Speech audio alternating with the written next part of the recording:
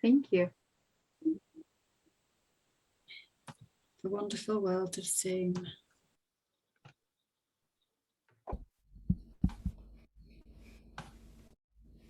There you go, Hannah, all yours. Awesome, thank you very much. So I've got just a few slides to share with you all. Let me know if you can't see that, but I hope you can. Like I said, my name's Hannah. I work in the older people's team in public health, and we've just got a couple of kind of hints and tips and kind of what we would suggest you do to make sure that you stay safe and that everyone else who comes to your events or throughout the festival stays safe as well. So I've just got a little bit of an update about COVID in Leeds. So we know that the infection rates are rising again in people over 60 in Leeds.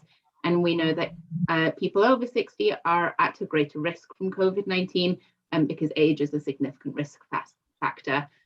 We have done brilliantly. We've done over 1 million vaccines in Leeds. So we do have the vaccine program underway, but it's important that we still work to keep people safe so everyone can stay active and stay socially connected whilst where possible, minimizing physical contact with people. So I've got a bit of stats about some of the case rates in Leeds.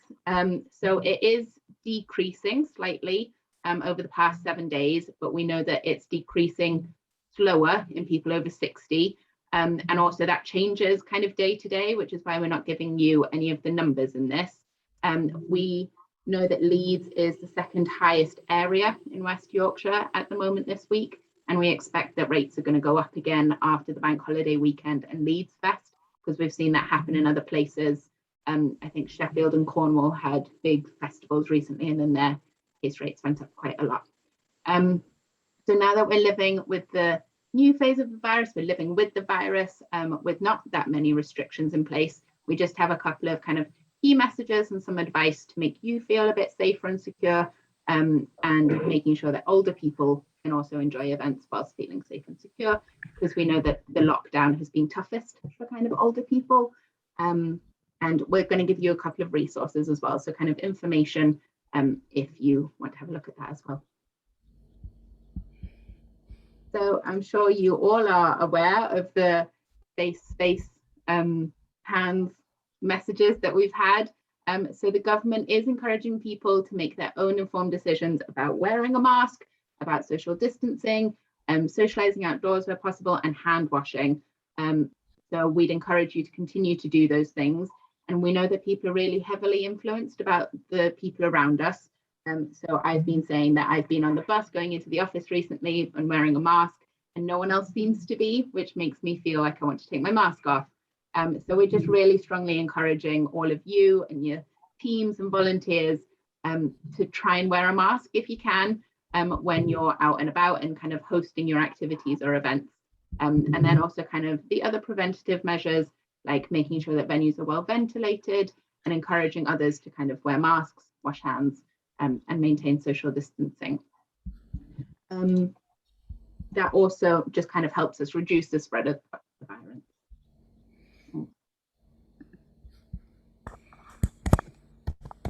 Another thing that is helpful for this one, for community events, is we'd encourage people to have check-ins.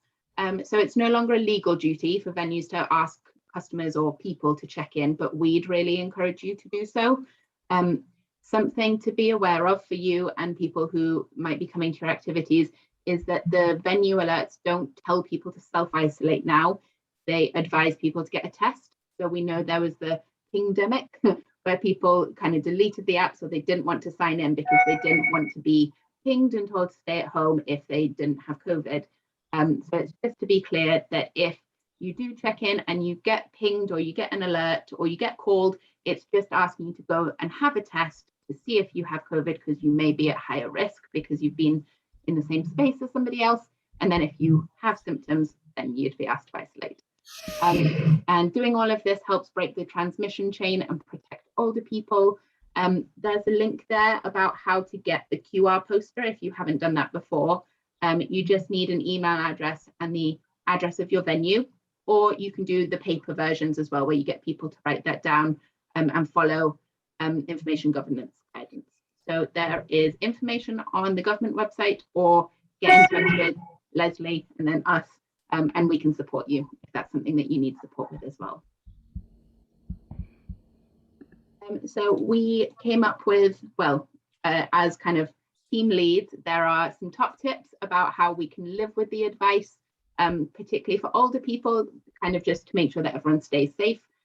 So you may want to do these yourselves or kind of promote them for your events, but we're encouraging people to keep a mask handy and kind of keep it in the places that you might find if you're out and about and you've forgotten a mask. So if you have one in your purse or pocket or your car or bag, then you hopefully will have one with you.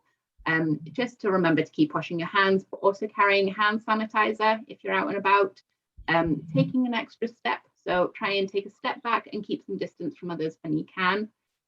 Where possible, letting fresh air in. So opening more windows or sitting near a door and kind of trying to keep the air ventilating, and take regular lateral flow tests. So you can pick those up either at pharmacies or you can order them online. We'd encourage people during the festival, as you're seeing a lot of people, to probably do them more regularly than you might normally. And if you need any support with those as well, again, you can get in touch with us, or I've got some resources here for you to have a look at. So there is a lot of information, which I'm sure you're aware of. But here are 3 key places that we'd send you to if you do need more information on COVID. So the first one is the Leeds City Council COVID Toolkit. So this is aimed at supporting communities, and it's got kind of easy read messages and resources around prevention of COVID, testing and self-isolating, and kind of local support available for people. The second one is the Leeds CCG website. So that's our local NHS. That has kind of, as you'd expect, more medical things, but it's got lots of FAQs, what to do if you have symptoms. Apologies if you can hear my cat. Where to go for testing, how to reduce your risk. And then it's also got advice in community languages, which might be of interest to you depending on the kind of work you're doing. And then the third one there is the Take Care Leeds website. So that's kind of specific messages and support for people over 60 and kind of older people in Leeds. Sorry. And then to help with all of that, we've also put all of this together in a checklist. So this is just 2 sides of A4 paper, and it's kind of just got all the different resources that you can use. The point of this is that hopefully it's helpful to kind of give to your staff or volunteers, or for you just to have a look at when you're having events or having conversations, if you quickly want to find where to get the guidance. It's also got some training for kind of how to have conversations about COVID, if that's something that would be of use to you. And that is me, because we didn't want to overwhelm you with too much information. So hopefully that was helpful, but if you do have any questions, either put them in the chat or I could answer them afterwards. Thank you.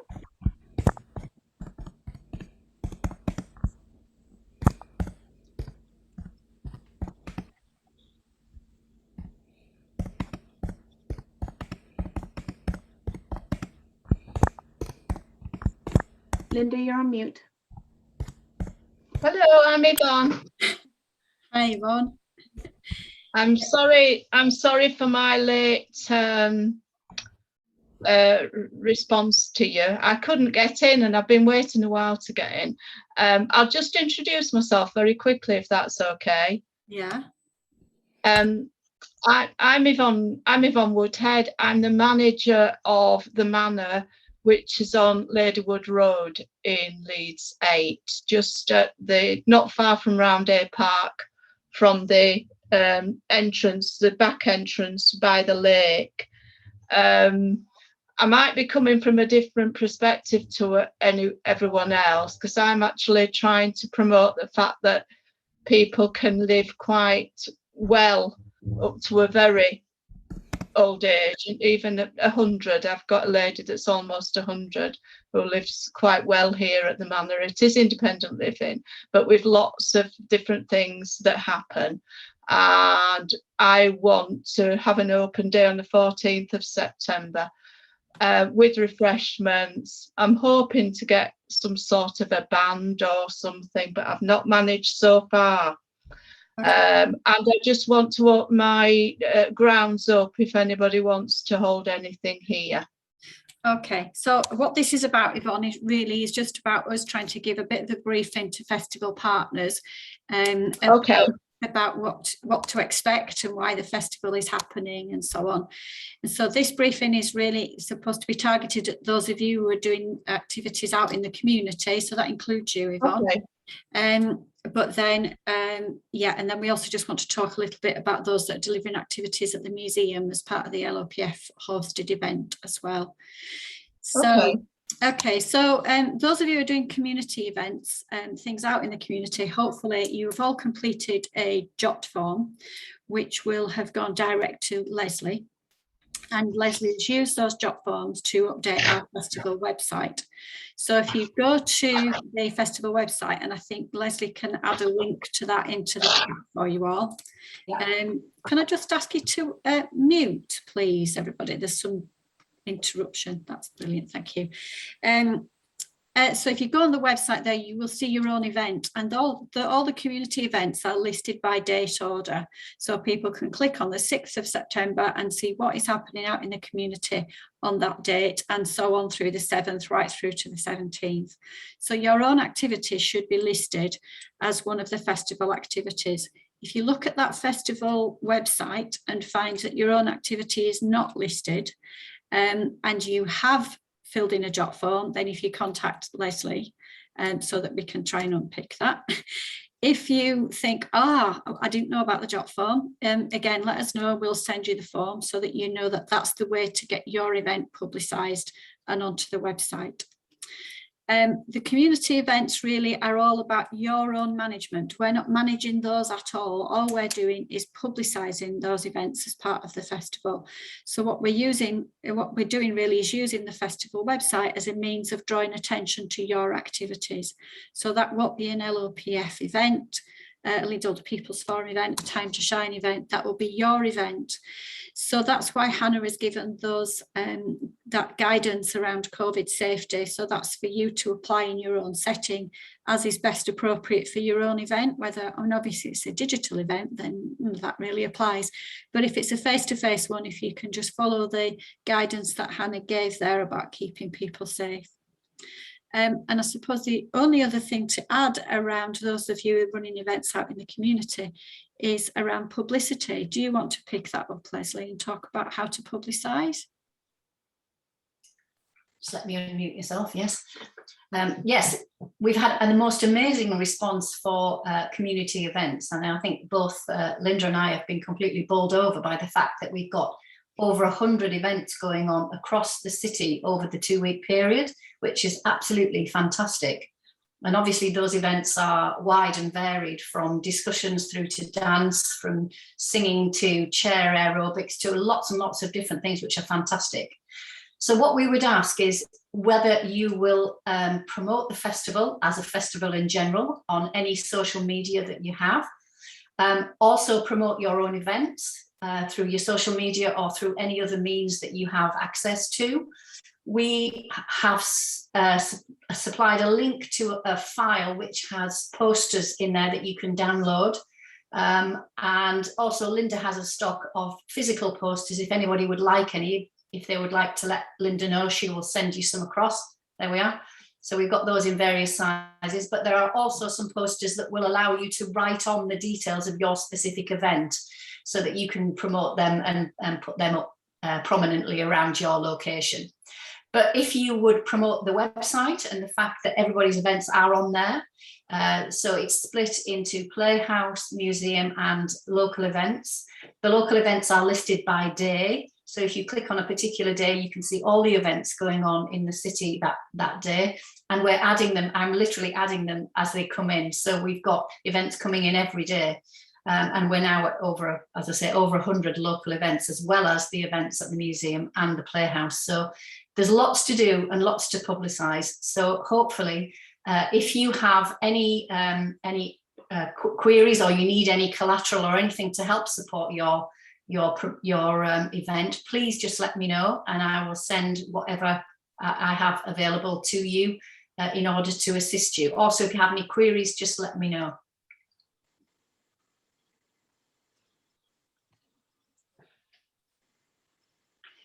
Linda, you're on mute.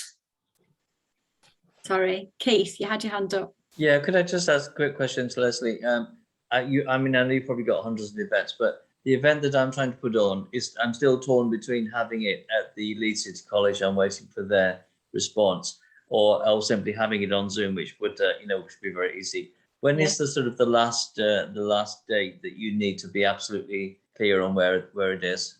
Well, ideally, the sooner the better. But obviously, things are in this uncertain time. Things are changing every day anyway, and we're adding things every day and updating things every day. So as soon as you know what your final arrangement is, please just let me know as soon as possible, and I'll update it on the same day. So obviously, the earlier you can let people know, the more chance you have of people signing up or turning up. But if you have to change something, please just let me know, and I'll update that for you as and when I get the information. But there's no time limit. I mean, we're doing, as Linda said, this event has been pulled together very quickly. So it is all a bit sort of, we're doing it all a bit on a wing and a prayer, but hopefully we've managed to organise it fairly well. Everything is on the website that we've been sent. So hopefully you should find the details of what you're organising on there. If you want anything adding, please just let me know. But in the meantime, if you can promote the life out of it on your social media or display the posters or anywhere else, that would be marvellous. We're also, we've been talking to Leeds TV, so we've got some coverage on there. Linda's also been on Radio Leeds, and we'll keep pushing them to promote that as well. And we'll also be pushing for local news stations to pick up on the festival as well. So we're doing our very best in terms of getting as many people out there to know about it as we possibly can. Leeds City Council have also been very kind and allowed us to use their screens around the city, and we have pushed absolutely every button we possibly can in terms of getting as much publicity that we can without costing a fortune. So we're doing it as much as we can. So all your support is really, really welcome. Thank you. Thanks, Leslie. Thank you. Sam, you have your hand up too. Sorry, I was just really, it was probably on the recording for the museum ones earlier. I just wanted to know logistics for the museum. I'm hoping we can just turn up with a bag of goods and be on a table somewhere. But do we have to bring anything like display? I'll talk you through the logistics for the museum as well. I think we'll cover some of that as well, seeing as a number of you are here about the museum event as well as the locality. I'm only expecting minimum logistics. I know it's all been done. I'm used to wing and prayers, and I've been we're all used flying to around as well. I do That's understand. Fine. I'm happy to turn up with boxes. I just need to know times and that's totally fine. Okay, so I think hopefully we sort of covered the community events, but if any of you've got any further questions, then you can either raise your hand now, or if it's one of those things that actually at the end of the call you go, I meant to ask, then you've got both mine and Leslie's email addresses, and you can just contact us and we'll try and answer those. But I think the main thing to say is that, anything that you want us to promote, let us know, and then promote yourselves and promote the wider festival. And I would say, even if you're running a community-based event, it would be really lovely to have you and the people that you work with at our events at the museum and the Playhouse as well, so that we've got, a bit of a collective of we're all supporting each other. And I suppose the final thing that I should add that I completely forgot about is we've commissioned a photographer, and the photographer will be at the Leeds Older People's Forum hosted events at the Playhouse and the museum, but she's also now got a list of community-based events. I've been quite selective, and I don't mean to be awful about this, but what we've tried to do is pick events where we think there'll be an opportunity to capture images of people that really presents a very positive image of older people. So not necessarily the kind of things where people are sitting and listening. We've kind of got lots of that. That's not to say that those activities aren't really valuable, but it's things where people are kind of more physically engaged and actively involved in activity. So if you have been selected for the photographer to attend, I will be letting you know, or Leslie will be letting you know. I haven't shared this information with her yet, but we'll be contacting the photographer today to give her the addresses and everything, and once it's confirmed which event she's going to, we'll just clarify with you that she's welcome there, if that's okay, because obviously part of the reason for the festival is to be age proud and to crash through some of the stereotypes that people have about older people, and create a really positive image of what older people in the city are and do and get involved in. So we want to make sure we capture lots and lots of images, which will then feature on the festival website after the festival ends. Okay. So those of you who are here for community events, if you want to slip off now, that's absolutely fine. If you want to stick around and find out about the museum events, then obviously you're very welcome to stay. But I'll move on now to talking about some of the logistics of the museum, if that's okay. Thank you very much. Thanks for your time. Okay, no, thank you, Sharon. Thank you. Okay. Thank you. Right, so chip in if I forget anything, Hannah and Leslie, because I'm going to just go through the logistics for the museum. So the museum itself is obviously, oh, we've got a new person stepping in. The museum event is at the Leeds City Museum, which is obviously on Millennium Square. Hi, Sarah. Hi, Gemma. Okay, sorry I'm a bit late. I've come out of another meeting that overran. That's okay. If you want to stick around at the end, if you've got any questions, I'm just going to talk about the museum now, but if you want to ask any questions at the end, and just shout out. Thank you. Okay, so the museum event is on the Thursday the 9th of September, Friday the 10th of September, and Saturday the 11th of September, and it's at the Leeds City Museum on Millennium Square. We've got access to the Broderick Hall and the Thoresby Room.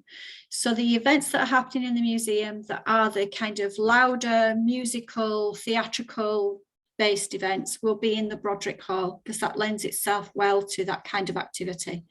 The quieter activities, so things like Tai Chi and poetry and yoga, will be in the much quieter space downstairs in the Thoresby Room.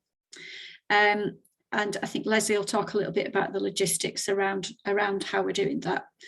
There'll also be the marketplace events. So Sam, I think you have one of the marketplace stalls. Those will be set around the edge, that circular edge of the Broderick Hall.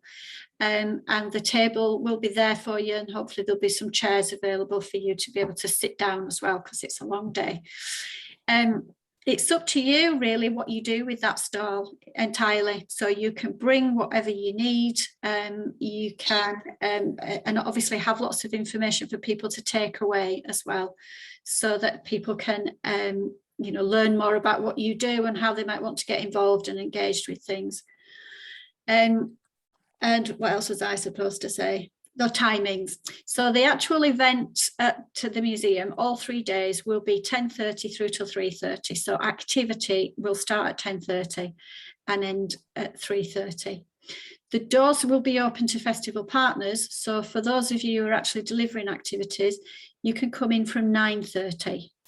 So if you want to get in and get set up and settled in, that's fine. I think, Alan, we've had a conversation with one of your team called Heather about bringing a stage. So we could do with just clarifying that with you, which I'll do later this afternoon, because I think you and I need a longer conversation anyway. Yeah, so I think that's about it timing wise. I think the last activity will wind up at 3:30 and we need to be out of the building for 4 o'clock. So we need to move quite quick once we've finished. So the museum, I think, closes at 4, so we need to kind of get out of there. And I think that's about it really. Have you got any questions about the museum? Just, are you okay to leave things on the table and leave it overnight? Yes. Yeah. Yes, if you're going to be there all 3 days, then please feel free to leave activities and this should be fine. I wouldn't leave anything valuable like laptops and so on, but paper resources and things like that should be fine.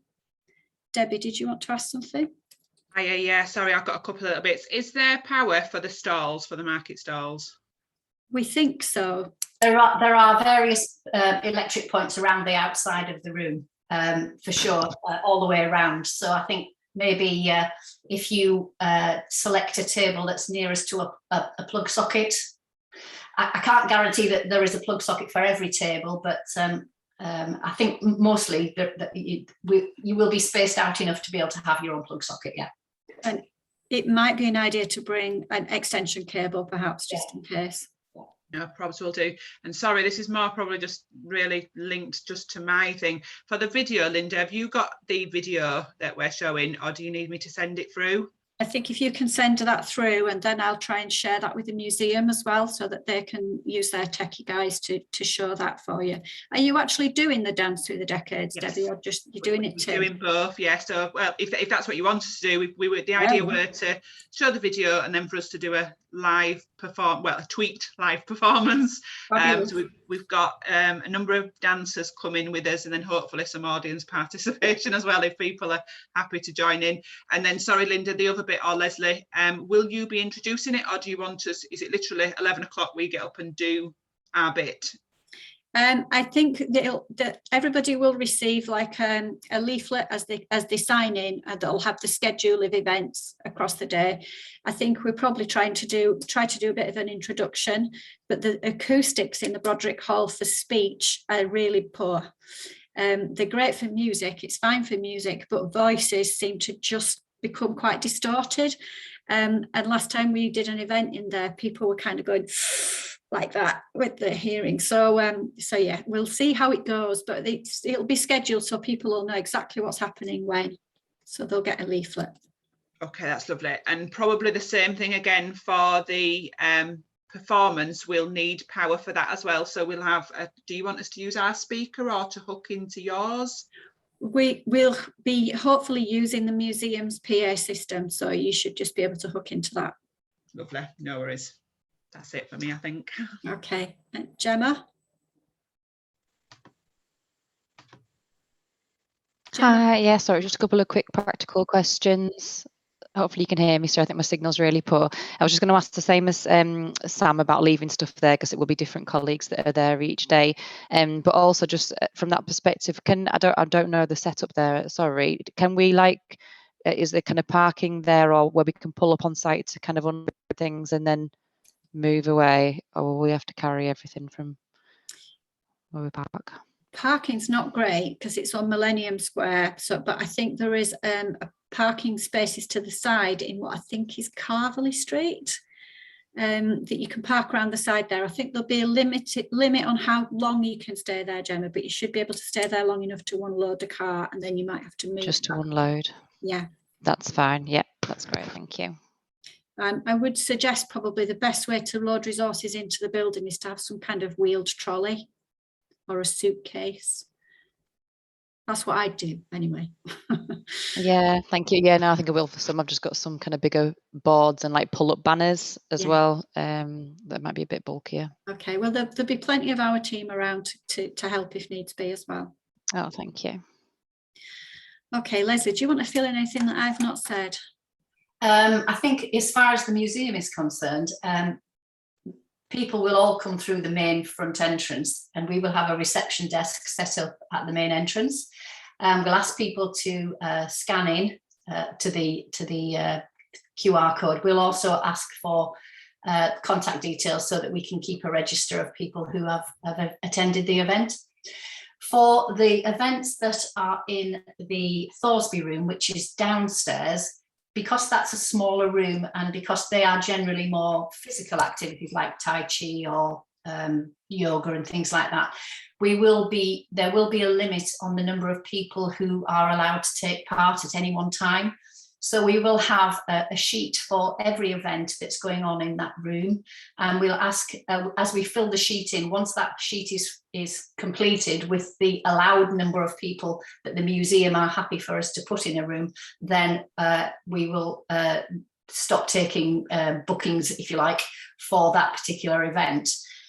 So it will be on a first come first served basis. So on that basis, we're following the museum guidelines. They were having a risk assessment done yesterday to finalise the number of people that they're happy to have in each space. So we're just waiting for that number from them. The festival will be signposted outside the front of the museum and on the steps, and there will be a meter and greeter on the steps to direct people to the hand sanitizer and the reception desk. And there'll also be somebody from the team who will all be wearing Age Festival t-shirts and badges, so you should be able to spot us quite easily. There'll be somebody looking after each of the rooms to make sure that if anybody needs anything or they need any guidance on it or anything, they can either find it out for you or answer your questions. But effectively, we'll all be there to help if you need any help on setting up or running or whatever it is with your particular activity. And we're very excited for it all to start happening, I have to say. So if anybody has any questions, then please either email me or ask away now, and we'll do our very best to get the answers for your queries. Debbie. Yeah, sorry, me again. Is there refreshments and food available for the day? There'll be refreshments. Really, will be encouraging people to use the cafe at the museum. But you're very welcome to have like a jug of water and glasses on your own table if needs be, but we won't be providing any refreshments as such. But hopefully everybody will use the City Museum, and at the Playhouse there's a cafe there as well, so we're encouraging people to use those facilities. Sorry, and just last one, in terms of the stalls, are you happy with sweets and things on the stalls? Yes. Yeah. As long as I can have some. Alan. You're muted, Alan. I'm just checking with you that we're going to have another meeting later this afternoon. Is that what you said? I'm going to email you this afternoon, certainly. I think we need a conversation, don't we? Because there's lots of things to talk about with the performance ensemble. So yeah. I'll email you later in response to the email you've sent me. And if we need to have a telephone conversation, then we can do. That'd be great. Thank you so much. Okay, no worries. Okay, thank you everybody for joining us today. I know how busy you all are at this particular time, and it's really, really appreciated that you're contributing so much to the festival. We're very much looking forward to it all happening, if not a little bit nervous. But I'm really excited about the days themselves and to see all of your activities tweeted about and videoed, shared, and all that kind of thing. So yeah, anything that you want us to promote, then let us know. And good luck, everybody. Let's hope it all goes swimmingly. Okay, thank you very much. Thank you. Thank you. Thank you. Thank you.